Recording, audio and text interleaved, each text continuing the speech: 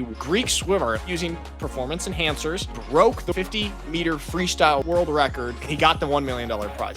Did he train for 3 weeks? He trained for 3 weeks. How do I cash this? Where do you take that? Try and take a picture with your phone. Imagine this. We've seen Usain Bolt. How would you feel if we watched somebody break his world records but be enhanced? That's crazy. So you're going to have the world record, and then you're going to have the enhanced world record. What if national competitors are beating the enhanced world record in the Olympics? The Knicks kind of dominated the Pacers. Tyrese Haliburton, 8 points, 2 for 7, 0 for 2 on 3-pointers. And it's because a Knicks fan paid a witch to cast a spell. How much does it cost to cast a spell? It costs $21.20. I have a buy one get 2 free coupon for spells. Hey, Mike, how you doing this morning? Why did you tell the people where you are and how close in proximity we are to each other? Well, we, of course, are in our childhood home, as it's come to be known around the neighborhood. And I'm upstairs in the bonus room in sort of the eclectic den of miscellaneous items. Yep. And I made a set out of scraps, as you can see. So Well, I think it took a lot of effort. And Nick here took the only office in the house so that he could have a nice looking background and left me to fend for myself with the scraps in the house. And if I do say so myself, okay, I did a solid job. Well, I was going to say, first of all, the reason I got the office is because I woke up first. So it's sort of first come, first serve. And I thought that you would have learned that by growing up in the Alfieri house for how many years? 20. How old are you? 20? It took me a little bit longer to grow up. So I was here for 25. Oh, yeah. Okay. So you should have known first come, first serve on the good office. But you did a good job. I love the Jets versus Ravens that you got going on back there. Who do you think is going to win that game? Ravens. Have they ever played each other ever in the history of the NFL? I don't know. It seems like a really weird matchup. But you have a lot of football helmets in your room, and I do wonder why you chose those two to put in your background. What was it about the Ravens and the Jets that really inclined you to put in your background? Lamar Jackson versus Aaron Rodgers. Okay. And I think that'd be a matchup for the ages. Sure. The only thing is Aaron Rodgers is no longer on the Jets, but last year would have been good. 2 good quarterbacks. So should we just little tiny bit more banter chit chat before we get into some stuff? You think more banter? You think people want to see more of this? Yeah, I think more banter. I have an incredible sports thing to talk about, but a little bit more banter chit chat because we are both home here for our brother Anthony's wedding tomorrow. I got married 2 weeks ago, and Anthony is, what would you say, copying me? Would you say copying me? Wait, you're getting married? Oh, I'll try that. Oh, that seems fun. So we're doing Stagger it. We have, we're doing an Alfieri wedding stagger. We have the rehearsal dinner tonight. And like Andy and I, our other brother, who you guys have seen on the show, we're preparing a combo speech. So like back and forth. We're doing sort of a back and forth speech. Yeah, and we got to rehearse it today. What do you think of that combo speech at a wedding? Could be great. That's crazy. Could be disaster. I've never seen Andy speak in public before or even read out loud. So I'm so curious to see as how this is going to go. Okay. Good for you guys, though. They're good for us. Yeah, thanks. If it's a disaster, you step in and do a little crowd work, okay? Okay, that's good. I'll play the crowd. There we go. Okay. Couple things. We got to talk about, of course, the NBA playoffs in a little bit, but I want to start off and talk a lot about this topic. Okay. You know the Olympics, Mike. I'm sure you know the Olympics, right? Yep. I'm all too well. You have heard of that. So there is this sort of proposed alternative to the Olympics called the Enhanced Games, which is essentially, we'll call it like a mini Olympics with just a few events, and it's backed by some pretty kind of big time wealthy people. And they're doing it. They're doing it next year in Las Vegas, 2026. And let me show you this, okay? So James Magnuson is an Australian swimmer, a former Olympian. Technically, he was retired, but he is coming out of retirement and preparing for the Enhanced Games using performance-enhancing drugs. This is him on the left, pre-performance-enhancing drugs, and then this is him on the right juiced and ready for the enhanced games. So just maybe a little bit more background on the enhanced games there. It is the founders of it find the International Olympic Committee to be corrupt and to be taking advantage of athletes because, maybe a handful of athletes make good money in the Olympics. Off sponsorships and endorsements, stuff like that. But the vast majority of athletes who are like training all year round, 4 years in a row to compete in the Olympics, they barely make any money.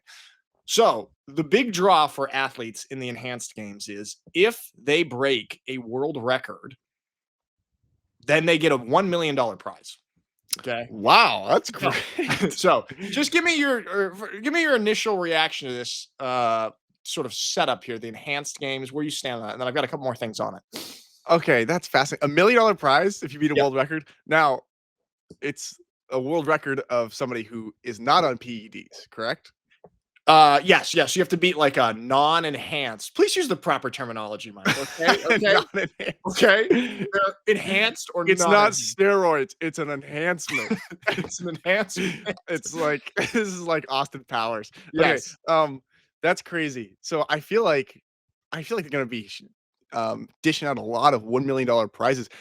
If you have access to all the enhancement supplements of the world, especially the modern day, and people are supporting you as an Olympic athlete, how are you not breaking these world records?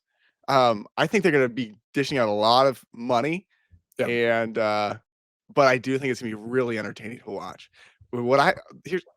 How is this going to dilute and destroy the natural Olympics? Well, what channel is this going to be on? It's not going to be on NBC. Probably ESPN 8, the Ocho? ESPN 8, probably. Maybe they're going to stream it live on Twitch. I don't know. I think it would actually be a pretty interesting TV product, especially if they're doing it in Las Vegas. And I don't know, the Olympics go on for like 16 days and it's a little bit drawn out, but you do like a 3-day event in Vegas I think they're just doing track and field, swimming, and maybe weightlifting to start it off. And then archery, something has nothing to do with it. And then archery. Yeah, this guy huge guys doing 40 pounds of muscle for the enhanced games. Okay, but this is what he said, that guy, James Magnuson, who's 34, year older than me. Okay. He said he was using testosterone to prepare for the enhanced games. So within 10 days, he put on 10 pounds. That's 4.5 kilograms for you Europeans. He said, I was just getting bigger and stronger. My strength went through the roof. I was getting so big and strong, we didn't know what happened. In terms of health metrics, my resting heart rate lowered, my blood pressure lowered, my cholesterol lowered. My fitness really was good. There was all these things everyone was worried about, and none of them were actually an issue at all. Okay. Sure. That's interesting. I think stuff like this could be a little bit dangerous when you just have like such a pro, like, nope, everything's fine. There's nothing wrong. But he was just taking, I think, testosterone, which, that's natural anyway. You know? Fine. The modern day male testosterone rates are so low anyways. I think it's like 70% lower than it was in the 80s or something. So True. You know what? We should all be on steroids just so we get back to a natural human male baseline. So you know what? This is actually, I think that could be part of their argument. It's talking about how the depletion of the modern male testosterone average levels and why that could be part of their pro argument. Sure. To kind of save face here. I think that's sort of the biggest issue is just like, it kind of sounds like a cool event, but you are going to get a lot of criticism. We're going to have a steroid Olympics, which is like, this is essentially, it's not steroids. It's not a pyramid scheme per se. Okay. I get 2 guys. You each get 3 guys. This is sort of like the idea that a 3rd grade boy would get at recess. And be like, what if the Olympics when everyone was on steroids? And these guys are actually doing it. So I do respect that. Check this out though. Because they had the $1 million prize, like I said. And I will show you this because we actually have. What? No, what's your question? How many people are backing it? How many? I'm not sure exactly how many. I think it's like an investment group, but Peter Thiel is a huge backer and proponent of it. That's so funny. Peter Thiel, always at the cutting edge of society. Yeah. Facebook, from PayPal, PayPal, Palantir, now the enhanced games. Peter Thiel is giving society products and services that we really 0 need. to 1. He's gonna 0 write a to book. 1. You know, Peter Thiel actually he did a speech at Georgetown when I was there, and he gave us his book. I got a hand delivered Peter Thiel 0 to 1 hardcover from his hand to Really? You mine. getting that Yeah. close to him? Yeah, I was close to Peter Thiel. This was That's like really cool, actually. 2012, so he wasn't as famous then, but it was Still, very that's cool. cool. And I read the book. Look at me now. Okay, the Greek swimmer, and I'm going to butcher his name, Kristian Gkolomeev. You want to try that one, Mike? Oh, let me see. Oh yeah, Kristian Gkolomeev. There you go. Good. Kristian Gkolomeev. He's been using performance enhancers, and he did the 50-meter freestyle world record. He broke the world record by 0.02, 2/100ths of a second, and he got the $1 million prize. Now look at this. This is kind of hilarious, though, because it's not the enhanced games have not necessarily started. They call this a private event or like a private competition. It's just him in the pool. So, which is actually makes it that much more impressive because Yeah. setting a world record time with no This competitors is next to you. so crazy. Yeah. This So is so crazy. isn't it like I'm still trying to wrap my mind around it. Like, do you This is think gonna be a is crazy documentary in a few years. yeah, true. And then inevitably when they make a comedy spoof of this time where with Will Ferrell playing one of the steroided athletes, it's gonna be a hit. It's gonna be a really big hit. So but he already broke a record and he already got paid $1 million. This guy. yeah, look, hold on. Look at this. Look, this is okay. This is somebody kind of throwing, let's call it, as the kids say, throwing shade at the World Athletics like competition. So Okay. here is a $100,000 prize for Sydney McLaughlin, one of the greatest track and field athletes that we have in the world right now. 100K. Okay, great. And then our boy Gkolomeev with the $1 million check for setting the world. Did he train for 3 weeks? He trained for 3 weeks. What sidebar? Thoughts on big checks? I thought that someday it would go out of style. It's not going out of style at all. Big checks. How do I cash this? Where do you take that? Where do you take that? You got to walk up. Where do you deposit that? Try and take a picture of your phone to the mobile deposit. Have you tried to deposit a check at US Bank? Do you see how narrow those kiosks are? Those are tough. It's not. I think that's such a funny take. The big checks. The big checks. I think they have their place in society, and I think it's a staple of society. And I don't think we should lose them. That's You're talking about big checks, not. It's a sign that you've made it. It doesn't matter how much money is on the check. It's about how big the check is. Yeah, that You're exactly. a big check. You're like, actually, you know what? Have you ever held or been involved with a big check? Because I have. No. Yeah, I have. If you want to ask me about it. Really? What was your involvement with this big check? Well, I'm a very charitable guy. No, actually, we did like a fundraiser a couple of years in a row via my YouTube channel for this place in Schwabish Hall that it seems like I'm boring you with my story as you yawn. No. So a reason you're yawning, I'm bored for a different reason. Oh, okay. And we did a fundraiser for this kind of like children's hospital sort of thing via the YouTube channel. And we delivered them a big check. It was actually pretty cool. I got to find a picture. Wow. We raised That's like really $10,000. cool. Yeah. That's pretty cool. Well, it was 10,000 and then we spent 5,000 on the check. So they got But you can't put a price on the marketing that the big check brought. Yeah. Okay. I do want to throw this because obviously this situation gets a ton of criticism from the athletic world. And we understand that. I think we would probably say we're maybe a little bit what would you just say, conflicted on stuff like this. I don't really know exactly how I feel about this yet. Like I know that I really want to watch it and I know that I'm going to watch it, right? But I don't know if I support it. As being somebody who did not take steroids and should have taken steroids during my sporting career and watch guys take steroids and do great. I took the righteous path. And so that's why, but I know that I'm going to watch it, but I don't want my viewership to be in support. I want it to be kind of like you want your viewership number to be neutral. Like, hey, I'm just seeing what's going on here. I don't support this. I'm just curious. Yeah. Here's the letter from Gkolomeev's wife because obviously there's a bunch of criticism here. And I don't know, can you see this? Is this too small? I am gonna read it because I think it's pretty interesting. Okay, It's too small. Okay, well, use your ears, and you know what? All right, hold on. Command Okay. plus. Let me make it a little bit bigger for you. And it's not working. Okay, wait. You just I read was okay. One more try. One more try.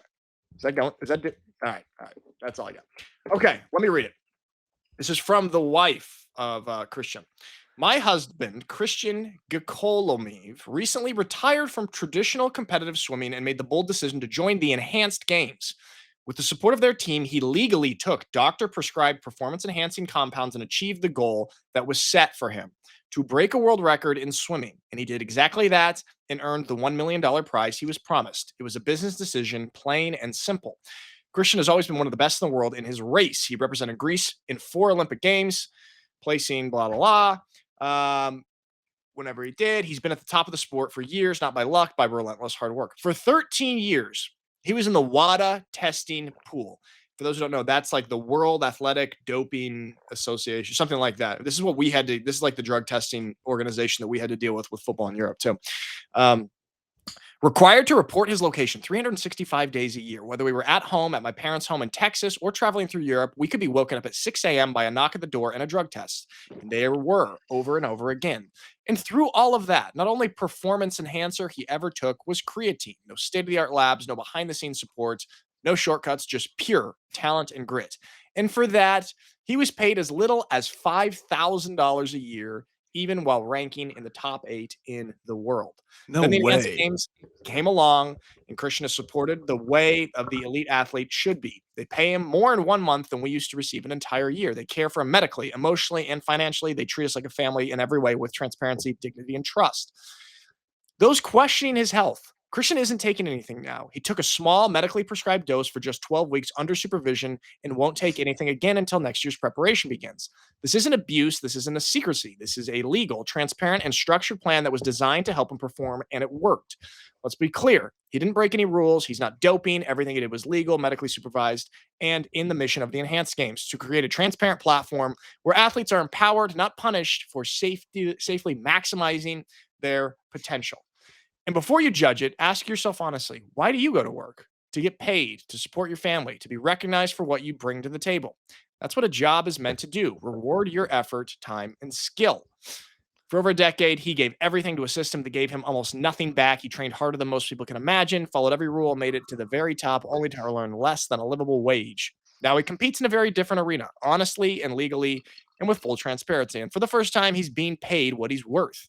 So what's more fair, an athlete who gives 13 years with little to no return, or one who competes in a new system that values him for what he's been always doing and being one of the best in the world at? I support Kristian completely, both as his wife and as a former competitive swimmer who knows exactly what this journey costs. Didn't cheat, he didn't lie, he did it right, and he earned everything he achieved. Wow.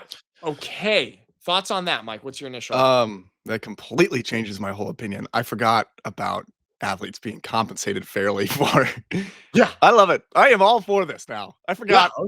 I forgot about how little Olympic athletes especially get paid. They get nothing, and they train harder and more strictly than any other sport nearly. And that's I didn't realize that about WADA, that you have to report your location every single day, and they can just ambush you with it. Like, that's crazy. Yeah. And also the logistics of that organization to be able to send somebody to wherever an athlete is. If they're on vacation, they go, hey, he's on vacation in this country now. Send somebody to his doorstep. Yeah. How do they find his hotel? How do they know where he's at on vacation? Like, amazing logistics. They should be consulting UPS and Amazon. Yes. Incredible. But that's crazy, that, like, the scrutiny that they're under. And I think it's really good that athletes who have given their life to a sport that hasn't given them nearly anything back can go do this, and in 12 weeks change their family's lives with $1 million grand prize. Yeah, pretty good. Big check. Yeah, I mean, that's pretty wild. And you wonder, like, is that the logistics of that, is that like worth it financially? I mean, you think like the Olympics generate a ton of revenue in the athlete scene. I love to like compare. Well, I'm not a big fan of organizations, be it the NCAA. I'm more for the individual. The right? IRS. The Any of IRS, these big any of these government organizations. Yeah. The NCAA, which we have talked about for years, is so corrupt and just been artificially holding athletes down. And now we've seen kind of, well, that's exploded now with the NIL era and the transfer portal era. And the NCAA, who was really just trying to keep a lid on all of this stuff in a way that I don't think was very moral or fair. Well, you can kind of look at that in the same way as the International Olympic Committee. I mean, and you also look at like something like FIFA, the International Soccer Governing Body Organization, and these entities are always plagued with corruption. And it's just like they generate a ton of money, and the athletes who are actually producing the value do not see that money.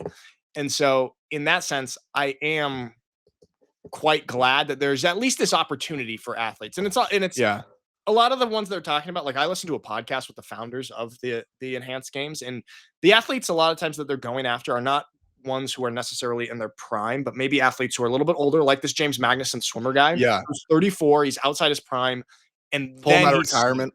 Pull him out of retirement. That's cool. Yeah. See if that it can help like get him or get them back to that level. Imagine this. We've seen Usain Bolt on the track run these incredible times. Unbelievable. Incredible to watch. So cool.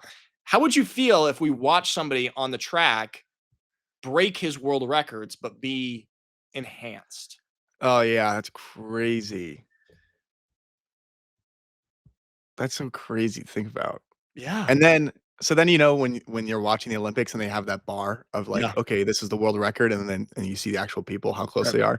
So you're gonna have the world record, and then you're gonna have the enhanced world record. Yeah. And so then what if natural competitors are beating the enhanced world record in the Olympics? Like, see, that's what I wonder. I think for some record, like I think it'll be tough even with an enhanced person. That's such a funny term. Even with an enhanced person. Gotta find a better word for that. It's little people. It's enhanced person. Do you think that overall, are you in support of the enhanced games? I think overall I am in support of them existing, not as a replacement for the Olympics, but as a separate thing, because part of me is so curious about seeing what is actually the maximum potential of human beings, because we've seen, and we've talked about on the show about how we've seen athletes and records explode in the last 100 years. And a lot of that is due to technological advancements in training, in nutrition, in some of the equipment technology. And it's like, we're stopping at the point of biological technology. So technically we're not seeing the full potential that a human athlete can achieve. Like what do you see? Like, is a human being capable of running like an 8-second 100-meter dash if they are on some of these substances? So in that sense, I'm curious about it, but it has to be in a different category to me. Yeah. It has to be a very clear, different category. Sort of like, I'm not going to say that. Okay. Oh. Good choice. The argument can be made that this is actually just returning modern athletes to a physical standard of health that we were at like during the caveman era type of thing. Okay. Because think of the biology of human beings over the course of time and how like we've lost so much athleticism as we've become civilized. Sure. And like the average human body and our testosterone levels and all these things that made us primal and animals type of stuff that we lost. And now we have all this great technology that's in the Olympics or in modern sports that brings us back up to this level. But our biology is still recovering from those thousands of years of the Industrial Revolution, if you will. Okay? So stay with me. Everybody stay with me. Stay with him. So now, as we have this technology that's bringing us back, creatine, stuff like that, okay, and getting our testosterone levels back to where it should be, now the enhanced games take us to where if you took a caveman and put him in and you put him with track spikes type of thing. So is that a clear take? And that's what I believe. I know what you're saying. If you take the cushioning of modern society for the Okay, average. there we go. There you Great go. word. There Yeah, you go. The thank you. cushioning. Yeah, You're my translator. the nerfification. You live a Yeah. soft, cushy life, Yeah. which we all do. Yeah. That's an interesting perspective. So it's I'm very curious to see how it all plays out. The moral question, I understand the moral questionability of it all, but at the same time, I understand the argument to support something like this. And damn, would it not be fun to watch at least? So Yeah. there we have it. The enhanced games coming in 2026. Everyone's going to be all juiced up, and we're going to see what human beings are actually capable of. And we can cut out most of the stuff that I said just now. Yeah, no, that's gonna. I'm sure not gonna. Yeah, no, we're gonna edit that out. No, Okay. actually, that's a great argument. The caveman one. Thanks. Okay, quick pivot to NBA basketball. None of these guys are enhanced. They're all flopping all over the ground. Yeah, that right. Why don't we get some enhancement in the NBA? Then I watch it. Yeah. So the Knicks, they fought back and they forced a game 6 against the Pacers. They were down 3-1, and they were able to hold the Pacers to under 100 points. We talked about it before on the show. The Indiana Pacers are a track meet basketball team. They like to score 120 plus points, and they have some crazy record when they do that, and they have some really atrocious record when they score less than 100 points. So game 5 back at the Garden, the Knicks did win, kind of dominated the Pacers. Tyrese Haliburton, who we were been just raving about previously in this series, just unbelievable generational run. He had like a crazy triple-double in game 4. And then in game 5, he goes and he scores. What did he score? Let me throw this up here, because talk about inconsistency. I think he scored. Wait. Can you see it? There we go. Tyrese Haliburton versus the Pacers in game 5 loss. 8 points, 2 for 7, 0 for 20, 0 for 2 on 3-pointers. And then we have this sad picture of him. That's great journalism right there. Yeah, Mike? Is this because his dad came back to the games? Well, that's what I wanted. He could feel the pressure of his dad. He's worried about his dad in the back of his mind the whole time. Yeah. He was playing so loose when his dad wasn't there. Yeah, he was playing great when his dad wasn't in the stands. That's you know what? That's very likely a factor. Could be. It could be. It's been a big topic of conversation. But here's the reason, and I think this is probably why the Knicks were able to come back and win this game and actually like dominate pretty well. And it's because a Knicks fan paid a witch to cast a spell. To hear me out, cast a spell in order to help the Knicks beat the Pacers tonight. This is real. Some guy on Reddit who said, I just paid a witch on Etsy to cast a spell to help the Knicks win tonight. And here's the receipt proof. Okay. How much does the spell cost? How much does it cost to cast a spell? It costs $21.20, but he actually got a $21 spell is gonna work. What do you mean it's gonna work? It did work, Mike. Is that a good deal? I have a coupon. I have a buy one get 2 free coupon for spells. Well, he got this $12 shop discount. And so this guy, I mean, oh my gosh. Talk about an ROI. So my question to you, Mike, obviously this is why the Knicks were able to come back, and this is what we talked about the Tyrese Haliburton dad thing. I think this probably played a little bit more of an effect. The witch spell. I mean, tough to beat when you've cast under a $20 witch spell from Etsy. If, Mike, you had a witch right now,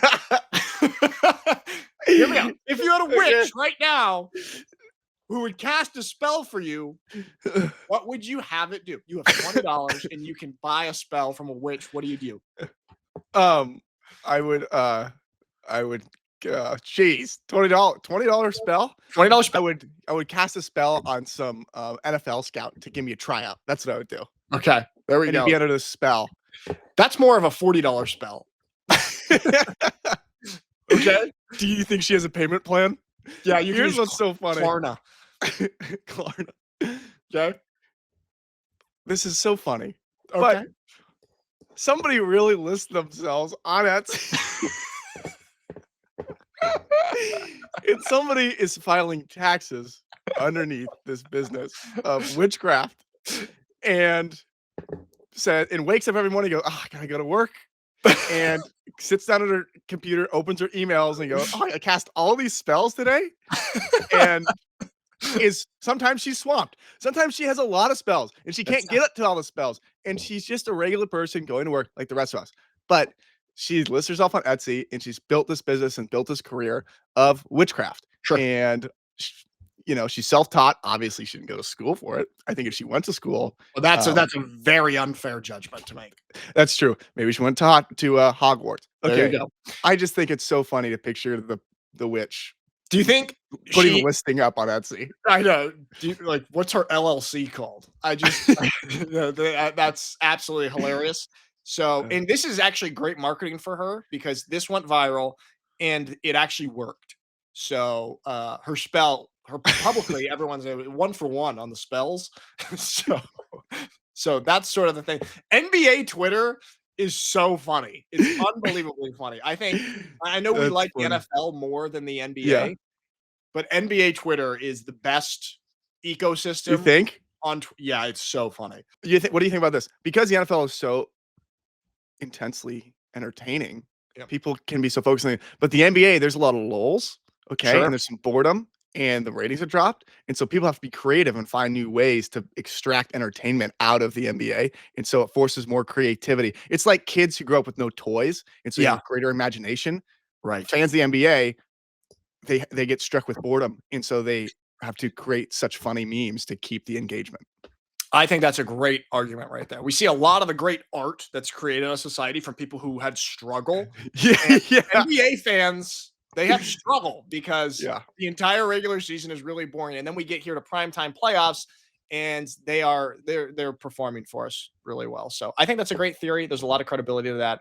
And so that's why NBA Twitter is actually more entertaining than NFL Twitter. The sports themselves, completely opposite. But the Twitter aspect, NBA takes the cake. This would be a way cooler photo if it happened when the Pacers actually won the game. But this is TJ McConnell taunting the celebrity row in the Madison Square Garden after hitting a 3. Now it hits a little less powerfully because the Pacers got killed in this game. But that's a very, very cool photo right here. Who's your favorite celebrity in this? You got Ben Stiller, Kylie Jenner, our boy Timmy Chalamet, and then Miles Teller, who I love. Miles Teller. This is a good row. This is a great celebrity row. Yeah. I mean, obviously, I'm going to have to go Timmy C. Timmy C. Out of loyalty. Yep. Great jacket. He's wearing a great jacket. And then I'm going to go with Ben Stiller. Sure. And then Miles T. Okay. Wow. Miles Teller behind last place. Ben Stiller's movies are so funny. That's true. He has an incredible portfolio of hilarious movies. Also, he just did Severance, so which is fascinatingly interesting. Yeah. He directed that. He also he directed Tropic Thunder, one of the funniest movies of all time. Okay, creators, actors, or people who come from comedic backgrounds, sometimes can make the best drama. True. Well, that's what they say. Comedy, it has to work as a drama. So if you're making a comedy movie, Tropic Thunder had to work story-wise as just a drama of what's actually happening. And then the comedy element is slapped on top of that because you can't just have a comedy that has no substance. They have to have that muscle of being able to tell a dramatic story while also having to add the comedic element to it. So I think there's really something there. It's an art. I have some good takes today. No, you have good takes. You got in late last night. How'd you sleep? I got a full 40 minutes. Full 40 minutes. Okay. Nice. Last thing, because we were talking about the enhanced games, which reminds me of the Olympics, and we were talking about flag football being in the Olympics, and also talking about how the current guys on the USA flag football team are criticizing the idea that, NFL players could just come in and make the American flag football roster. I'm going to throw this up of your boy Cam Newton criticizing. This is the starting quarterback of USA flag football. Let's see. I'll just watch a little bit of this. I feel like I'm better than Patrick Mahomes because of my IQ of the game. But when it comes to flag football, I feel like I know more than him. Flag football? Patrick Mahomes. When you don't fear getting your block knocked off, you play extremely bold. Don't compare the two. Everybody can't go into the NFL, big dog. So please refrain for using real football comparables to an intramural Olympic sport. And he played track bowling, and he did play tackle football. That's kind of the gist. They criticize him for saying that's crazy. Patrick Mahomes. And then just to give you a little bit more context, this is the guy. 5'8", 140 pounds, Darrell Doucette. Really? That's not funny. Those are just his statistics. Thinks it's disrespectful that NFL players will think that they'll take Olympic team spots when the sport debuts. And here is him throwing his ball. Funny. Oh my gosh. And I don't know. Oh my gosh. I don't know if this is so funny. A bad angle, but that arm mechanics is not. He's got ILS. What kind of quarterback has ILS? And for those of you who don't know, ILS stands for invisible lat syndrome. It's guys who walk extra wide because they feel like they're big, or they're riding an endorphin rush of exercise, and so their confidence is unnaturally high during that moment, and they ride that high. So that's what that stands for. Could be he's enhanced. Are you natty? No, he's enhanced. That's crazy. I don't want to disrespect the flag football community because they have done a good job of like getting the sport to this point. Actually, you know what? No, the whole reason it's going to be in the Olympics is because the NFL. I mean, they've been playing this for years. I take it back. That guy, it's got to be an NFL quarterback like Lamar Jackson. It's a different ballpark, and it's hilarious that this guy is. I mean, I think he's doing the right thing by trying to be as controversial as possible with what he's saying, marketing wise, and trying to milk this moment because it's going to be a fleeting moment. And I think he's doing the best possible thing marketing wise that he can do with this short spotlight that he's going to have, even though it's going to make everybody hate him. I think it's the best thing he could do to get as much attention as possible. Yeah. All right, there you go. It's getting attention. So, all right, there we have it. The enhanced games, the witch spell of the NBA playoffs. 5'8", 140 is such a funny stat line. Like such a funny build. The person who made this tweet also just trending. They put his height and weight right at the beginning on purpose. Just 5'8", 140. It's just what a way to discredit a guy immediately in the article. Just like, all right, you know what you're doing. There we have it. And NBA playoffs. We've got game 6 with the Knicks Pacers. OKC finished off the Timberwolves. They won. They swept that just 4-1. So they're in the finals. And then we will see who the Oklahoma City Thunder will be playing. And good stuff today, Mike. And I've got to now go work on the combo speech for the wedding tomorrow. Wish me luck. Best of luck to you. I'll be sitting in the crowd. Okay. I will see you in the kitchen. Goodbye, everybody.